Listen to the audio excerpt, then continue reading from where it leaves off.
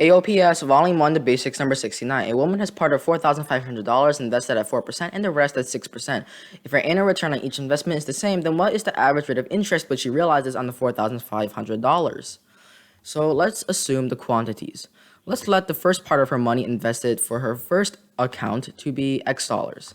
Hence, on her second part, she must have $4,500 minus X invested. And we're told that the annual return of the interest for each account is the same. And the first part is charged at 0.04% of X should give the same thing as 0.06 times 4,500 minus X. And the reason why for this is because both the interest rates are the same. Hence, these interest accounts must be the same as well.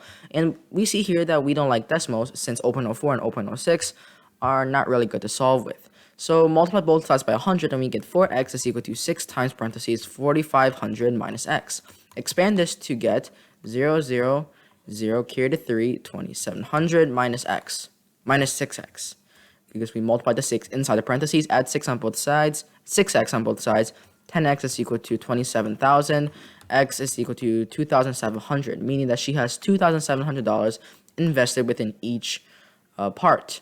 And we're told that her annual return on each investment is the same. So if we find the interest rate for part 1, we don't even need to solve it for part 2 because the interest rates are the same. So 2 times the interest rate on part 1, well, how much is the interest? It's 4% her allowance. So it's 0.04 times our x. And we know that our x is 2,700, so 2 times 0.04 times 2,700. And what is 2,700 times 0.04? Well, that is the same thing as 2 times 108, which is the same thing as 216. So her annual interest rate on her first part allowance will be $216 yearly. And since we multiplied this by 2, this is the total number of interest that she gets from her 2 parts. Because remember, the interest rates on both accounts are the same. And we need to find the average rate of interest. Well, the average rate will be the total interest divided by the total allowance that she had to begin with. And if you do the calculation, which I have already pre-did, this will give you 0.048.